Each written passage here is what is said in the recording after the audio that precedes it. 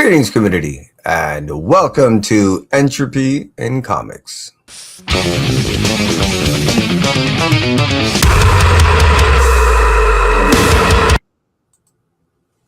Thank you for tuning in.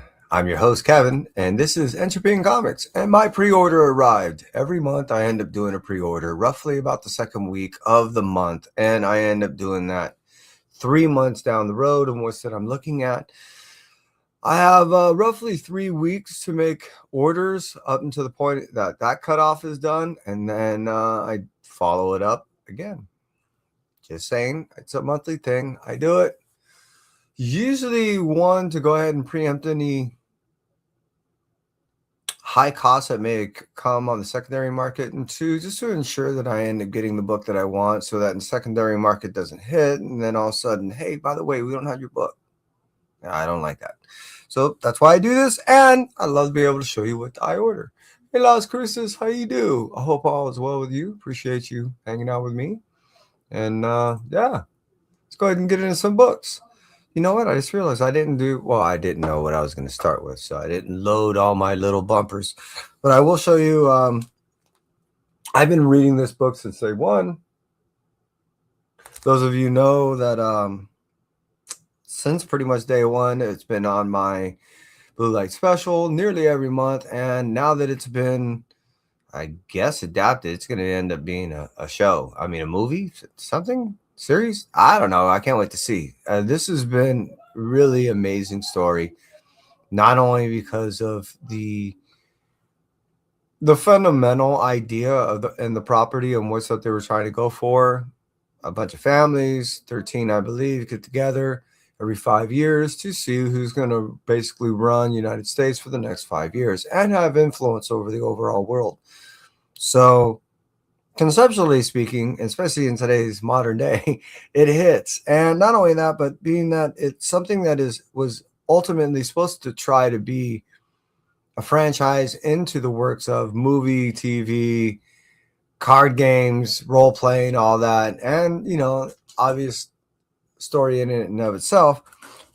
Exquisite Corpses is, in my opinion, is a fine example of what I believe a lot of people are still trying to do today, that if they done stumbled across of yesteryear, and they're just trying to always capitalize on something new like this. And this is, like I said, probably one of the best examples of that property, of that type.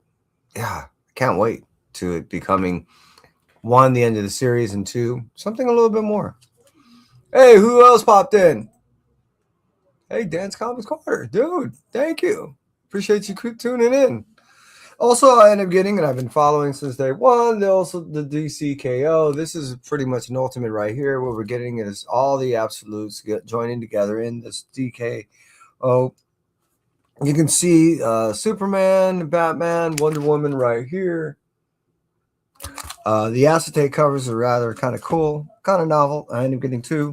Novel only in the sense of how they end up revealing the cover underneath. Thought it was kind of neat. And they did that all the way through issue number 1 up to 4 so far.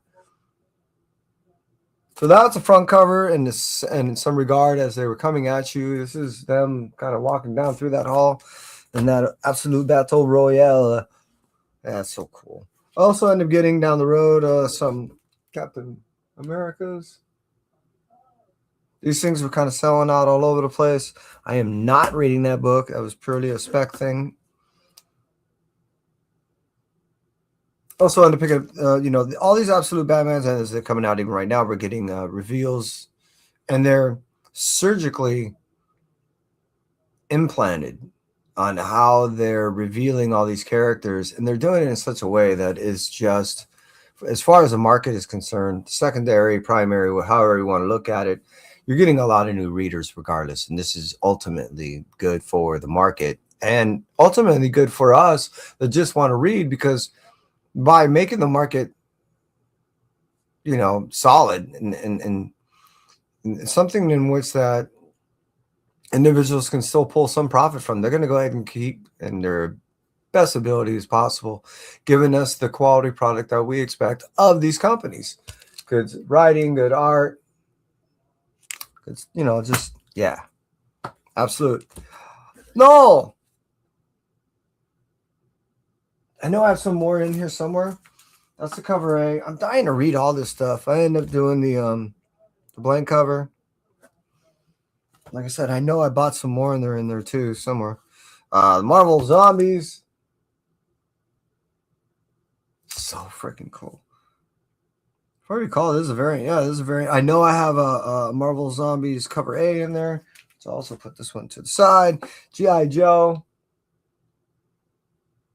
There's a variant right here. I believe it's a 1 in 10. Might be a 1 in 25. This is a reveal of a character many have been hoping for. Can't wait. Like I said, I'm so behind.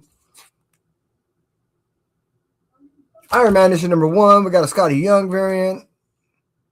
Oh, I guess that's all I got. Huh.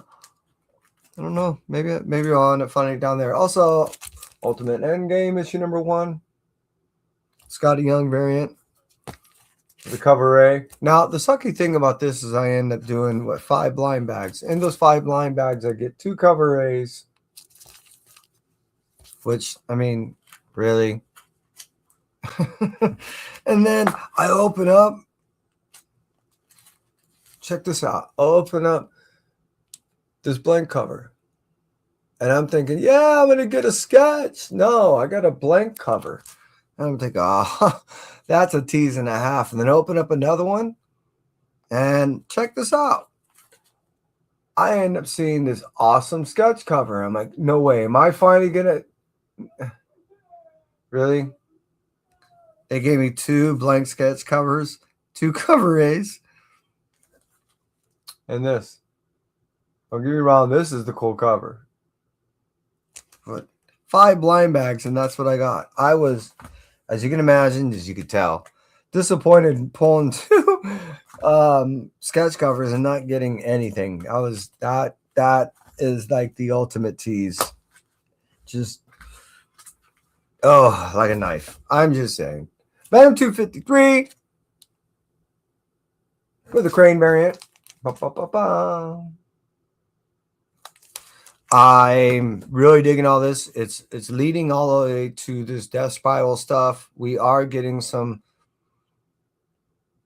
We really need some finite ending with how Mary Jane is going to go ahead and end her bomb with Venom.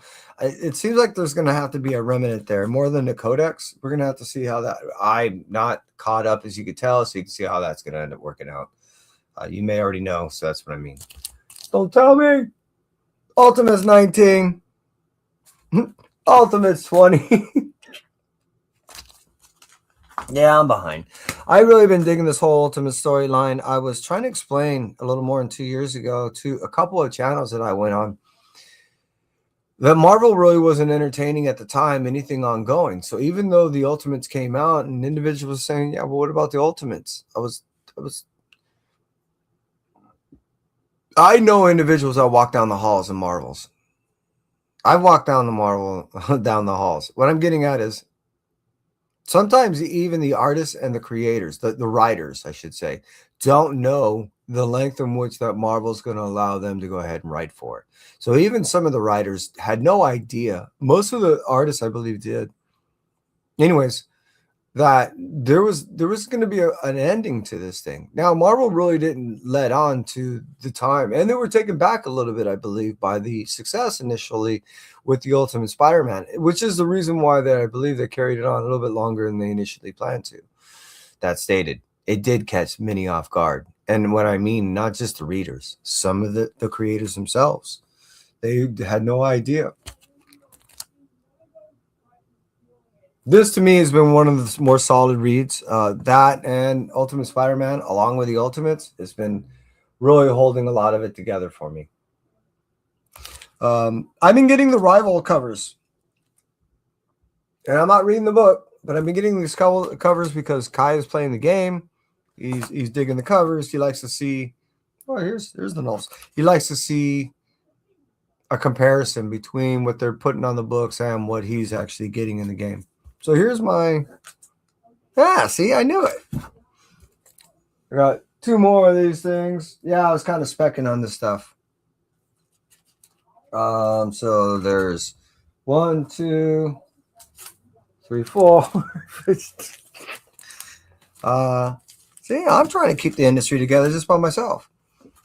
Look, there's 2 blank backs. So I got 2 of those guys. Boom. And then look, Crane. I am a fan of Crane, and if I can go ahead and get the books to where they're this cover, yeah, I'm gonna do it. They're pretty cool. Put these things in some type of order. Yeah, look at that. It's starting to look like I know what I'm doing here. It's not just a mess. And so I don't make a mess. I'm going to take this stack and put it on. Got a big old thick board right here. Right over there. And leave that off to the side. Look at that. Now I'll log them in a little bit later. All right, moving on. Black Cat. I'm not only digging Black Cat. I've always loved Black Cat. McKay, in my opinion, was doing a great job with Black Cat for a couple of years. I was really digging that storyline. He was having difficulty finishing it because they kept cutting on him, and it just hopped into a new series. Here we are again to a new series with Wilson writing. Issue 6. I know we're already up to what? Issue 9's coming out pretty. No, issue 8 came out pretty soon or something like that. So yeah, I know I'm behind. Sorry for slapping the book. This is that book I keep saying I'm going to stop reading, and it keeps me reading. I've been enjoying it. I do love women-led books, and when they're written well, I can't help but buying them and reading them. So here we are with all new Spider-Gwen. Issue number was 6, right? And yeah, her dealing with her costume and then really figuring all that out, and then taking on a whole new bandmates and doing a new band. That's where I'm at right now. It's kind of cool for me. I've been digging it. Yo, Matt, how you do? Hope all is all well with you. You know, at this time, I want to go ahead and thank everyone cruising in. I got 6 people hanging out with me. Dan, Matt. Who else we? Las Cruces. Put your hand in the air like you care. And saying that, let's go ahead and bring in my conquering companion.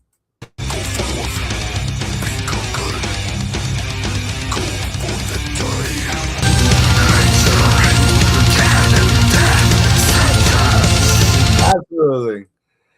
Riding his shark, cruising through space, firing on anything at just disgrace. That's my conquering companion. I dig him so much. All right, moving on from that one and cruising over to some more books. We got Amazing Spider-Man issue number 18. Yeah, I know. This is my way of breaking it up a little bit. I appreciate you cruising in. Let's find out. And yeah, showing off some books. So Amazing Spider-Man issue number 18. I did get all those little Christmas specials. Couldn't help myself. I am also a Lilo and Stitch fan. Whenever they go ahead and produce nullified variants, I'm definitely picking those things up. So yes, 18, 19. He's been dealing with Hellgate. He's got to deal with Hellgate again. Prove his worthiness. And then after that, we get right into Death Spiral. I'm totally looking forward to the Death Spiral stuff. Spider-Man issue number 20. Yes, I'm way behind. I know it. If you're reading this thing, please don't tell me what's going on. I've really been digging all the Crane stuff. And then after the Crane ones, the next set of books that'll end up coming out as far as the neat little variants to get in this type of style will be the McFarlane toy version coming out, I believe, next month. We'll end up starting in the beginning of February. I think so. Spider-Man New York, issue number 4. I know issue number 5 came out, right? I can't wait to get into it. I'm really a big fan of this. I end up seeing Mark Guggenheim, right? To end up doing this book. Him and Ahmed Best end up releasing last week the Boba Fett book, which I ended up getting signed by them. And I'm looking forward to re-seeing them, hopefully at Arsenal Comics, to go ahead and get some more books signed. Not only are they really cool people, but yeah, I got a bunch of books. Speaking of a bunch of books, let's keep moving on with Marvel Black, White, Blood and Guts, issue number 4.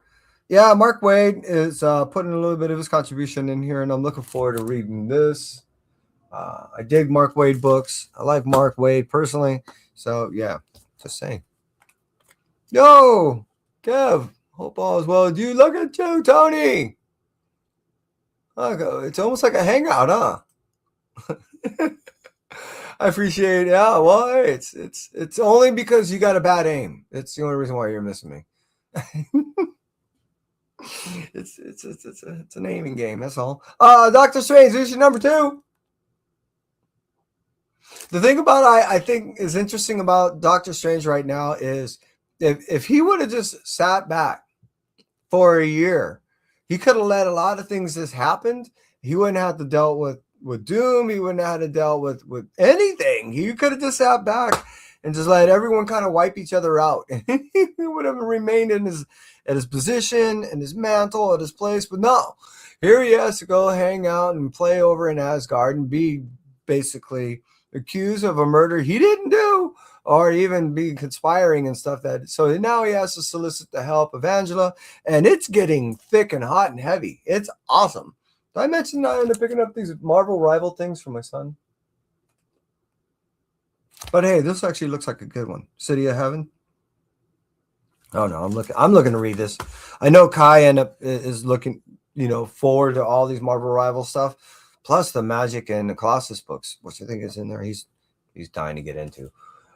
Sorcerer Supreme, issue number 1. Yes, I read it. Yes, I love it. And this is what I was all talking about with if Doctor Strange would have just held back. If Steven would just not engaged and just let everyone wipe each other out, we wouldn't even have, Agatha and Scarlet playing their games and trying to take over to see who's going to be the... Yeah, it's just amazing. I'm really liking what's happening in the magical world right now.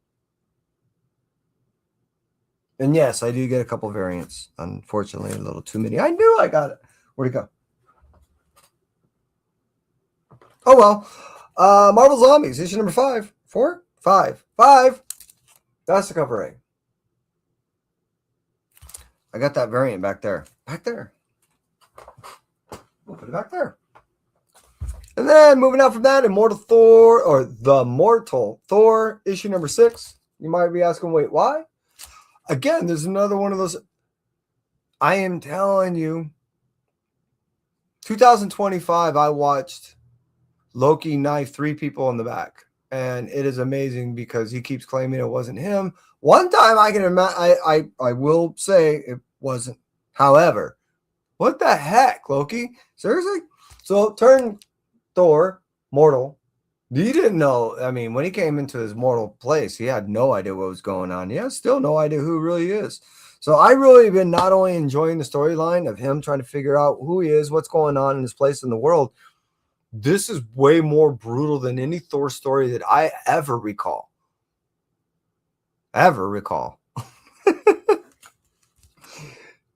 All right. Spirits of Violence. This story has been going on for 2 years. Sabir Pirzada has been trying to tell this story for a while. He keeps getting chopped at the legs by Marvel. It is not his fault that the storyline has taken as long as it is to tell this really amazing story of Danny and all of the other Ghost Riders, but Danny especially having to deal with a death that was decades ago and now resurfaces again and just to taunt him in a way that Mephisto and that goes way back and goes way deep. And if you are a hardcore reader of Ghost Rider going way back in the first series, that bled into the second. You will have a deeper understanding and probably a little bit more of an investment as far as a reader because of what it really brings back. This story that Sabir brings up for an individual that is writing relatively new stuff, all new stuff, to the Marvel world, he keeps bringing up really old storylines that really hits hard. Spirit of Violence, it just does that whole spirit of vengeance thing that's been happening for the past 2 years justice. Skinbreaker. It's almost as if whatever Kirkman touches just turns to gold. It's amazing. And he just decides to keep picking up more and more works. He's doing more responsibilities, not only internally with an image, but he's putting out more writing works. So cool. All right, cover your eyes for those of you under 18. For those of you over 18, wake up, wipe that sleep out of your eyes. Circuit, Seduction, Revenge. It's a story of when AI bots, sex bots, kind of get aware enough to go, hey, wait a minute. This ain't right. Yeah, that's kind of what this is. I'm looking forward to jumping in this because this does raise a lot of questions, and we are getting close to an age of this is getting to be a reality. Speaking of cool realities that are not, when this book came out, I almost bought a few of these things, but I held off. I knew I ended up pre-ordering this thing, and I'm looking forward to reading this, not only because, yes, here we are, February, and this is a Christmas tale, but I'm a fan of this whole Nightmare Before Christmas stuff. I like watching this story both on Halloween and Christmas. I'm just saying. Briar is a story by Cantwell that both my son and I mean, this is third volume. My son and I started reading. We both can't put down. I really thought it was over when Knight's Terror came out. I was like, you know what? It does make sense because we kind of left them on the journey to kind of finalize everything. But being that they weren't being attacked and they weren't in any imminent danger, it just seemed like the story kind of just went, oh, okay, I get it. They won. They won a battle. Much like Wind, where it's also, 4 volumes deep. Every time it ends, you're like, yeah, wait a minute. We're not done yet. Just saying. Gotcha, man. All right, I don't know that this one's going to make the cut. I really enjoy reading this thing, and every time I read it, it just takes me back on the journey of yesteryear. The nostalgia this thing invokes is just insane, and it's hard to say that I'm not going to end up continuing the series, but something's got to give. You've already seen, I put a stack over there like that, and here I'm going to put another stack over there. Like I can't keep up. I still got about $10 I need to read from last pre-order. Just saying. Void Rivals. This is one I ain't gonna ever put down. And not only is that at 25, but yeah, I'm a massive blank cover fan person. So not only do I like getting these things and try to get them something thrown on them. Overall, this story has been the start, the backbone. And at some point, I believe it's going to have some direct tie-in to where we really understand the value of the story that's being told to us in this standalone storyline that does involve G.I. Joe and Transformers. Like I said, this started it all, bringing these guys together. And here we are with Transformers. Issue number 28. Starting to put together the crossovers that we knew that were going to be inevitable between G.I. Joe, Transformers, and Void Rivals. And we're seeing it here. You know, not as much as we do with here. The G.I. Joe is just almost pure a crossover with Transformer now. Stuck in the desert. Both Cobra Commander and Duke have to figure out how to get the fuck out. And not only that, but do it in a way to where they don't either kill each other or they don't really put themselves in positions to where they're both now like, I don't know, almost like leverage property of one another. Because, you know, Cobra Commander ain't going to go, you know, lightly. And he's in probably no hurry to really go back to Destro in a way, in the condition that he is, because he really wouldn't be able to take over like he did before. I don't know. It's really getting awesome. Speaking of awesome, Capes. With the announcement that, Invincible is coming back and all that, I think Capes is going to become relatively. I think it's going to be relative, again, in the storyline as a sideline story to that universe. And I think people are going to end up coming after this. Look again, Kirkman. Can't help himself. And watch what happens. Same thing with Invincible. Speaking of a person that can help themselves, it, Jeff Johns is not only doing his own properties in the Ghost Machine, but he also ended up writing some more stuff for DC. So it seems that he's still not content of just writing for his own stuff. He's still producing stuff for others. And Geiger, oh my God, the starter, and now that we get the Northerner, this started it all, Geiger. And now that we're finally getting an understanding of how some of these other titles influence and inevitably also tying in together, much like the way Transformers and G.I. Joe, how this influences one another, we're going to end up seeing as the Northern is finally making his appearance in Geiger. And then eventually we're going to end up getting Redcoat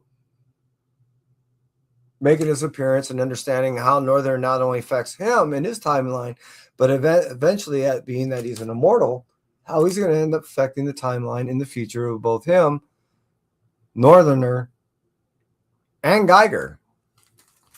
And it's an eventuality. So yeah, I as you can see, I'm digging all this stuff. All right, second stack down, we're almost there. All right, Sisterhood. Yeah, this ends it right here. So Hyde Street, Sisterhood right here. The whole Hyde Street tale was started by the same individual that is writing this miniseries, which is Mattel Zut. I ended up meeting her, and I really wish she ended up putting out a little bit more, but she ended up starting this whole Hyde Street. Even though the ongoing series is not written by her, the conceptual idea was in part hers. I really enjoy what she's really been able to do with this series. I really appreciate overall her conceptual idea behind the ongoing series, and I can't get enough of this because it really hits in a way that I believe a lot of anthologies are really trying to hit. You know, you get that with some of them out there, but this one, yeah, especially this Sisterhood one where it ties into girls, dudes do frats, chicks do, can't remember, and one gets murdered, another one's trying to help out her murdered friend as a ghost and gets taken over. And yeah, it's a real interesting story of a lot of pain and suffering, and all in the name of just trying to get revenge, which pain and suffering tends to accompany quite often. Speaking of Twilight Zone, issue number 3, I know issue number 4 is coming out, and I just ordered issue number 5 on my pre-order. It's not a consistent, book that comes out. The cool thing is consistently it does re-invoke, again, as I was stating before, my nostalgia of being a kid. New Year's, waking up, turning on to the channel and seeing all the Twilight Zone movies. I really enjoy the anthology series style formats of books. So when I get it and something in which that go ahead and brings back my childhood, and it does it in a way that it does definitely honor it and does a great job telling those stories, can't help but buying them. Speaking of which, Blue Falcon and Dynamite, I had no idea that this was a mini-series. This series hit me harder than most. The story that they give between the relationship of our hero, Blue Falcon, and his companion, Dynamite, is a strong one. And you see it in issue number 1, how hard it hits. And then it hits again in issue number 4. You're seeing the whole time how Blue Falcon is telling his friend how much he is sorry that what ended up transpiring in issue 1 happened, and that he had to go through what he went through in issue number 2. It's heartfelt. It's a great story. I can't get enough. I hope Jimmy ends up having the ability to bring back some way of another mini to the series, because this was one I really could not get enough. I'm sad to see it go. I don't think issue number 5 is it. I think it's 6 is, but yeah. Gunslinger Spawn. Not reading it, but I had to get a Scotty Young, and I had to get a blank cover. This is, kudos to Todd. He's doing real well with his franchise. Obviously, there's readers out there. Like I said, I'm not. But he's just doing great with his business. And like I said, I'm going to buy all those covers of the toy variants that he's going to come up with. next month. I'm buying them all. They're cool art. So yeah, keep doing what you're doing, Todd. Space Coast, David Pepos. This is another one I bought initially just to go ahead and bring back a little bit of my nostalgia, as I was saying before. But it far exceeded my expectations and what I was looking for as far as the storyline. Much like Blue Falcon and Dynamite, this hit me hard and is told so well that I don't really see me being able to eliminate that from my reading pile. Speaking of not eliminating from my reading pile, Feral is an amazing story. I would still combine it in a form of saying it is kind of the Aristocrats meets Walking Dead, but you're going to get a lot more of the Walking Dead out of this than almost anything else. Yes, the art gives you that very Disney-esque feel, but nothing of the storyline matches anything close to Disney. You get such situations in there and cannibalism that's happening right now that it just invokes, sometimes a little bit of puke in the mouth. So you got to be careful. Oh, hey, the Lucky Devils, issue number 6. They were having problems coming out with issue, was at 9, I think, that just finally I was able to order. So yeah, Charles Soule right now is I think pretty heavily deep in writing the storyline for Marvel, which is the Death Spiral stuff that's going to be coming out. I think his priority, knowing that this is his property, was that to go ensure that his contractual obligations with Marvel was met. Prior and was that it was for Image, knowing that they would probably go ahead and give him a little bit of leeway on his own property. That stated, I can't wait to get in this thing. This is, if you're a fan of his writing, especially when it came to 8 Billion Genies, this is much in the same formatting and deliverance as that, but in no way is it comparable. The storyline is really enjoyable. I'm really having a blast in this journey.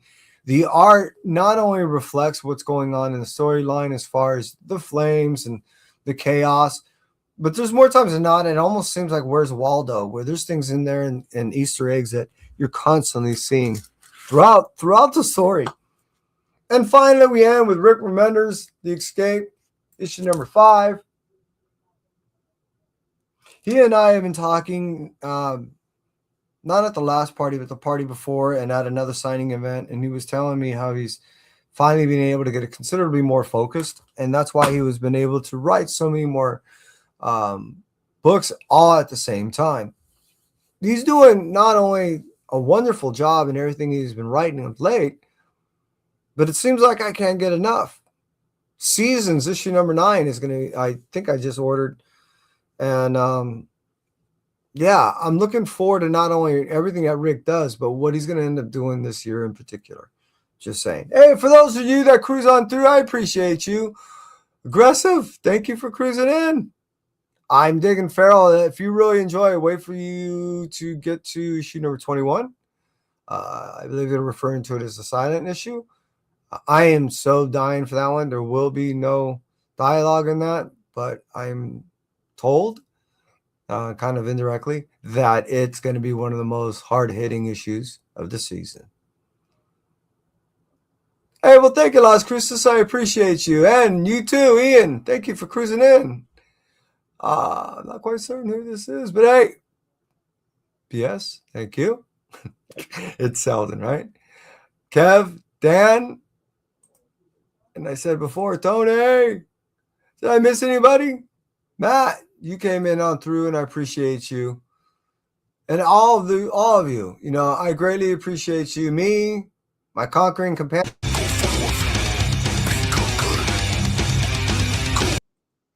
And everyone else that, decided to hang out with me. Hey, that's it for me. Entropy.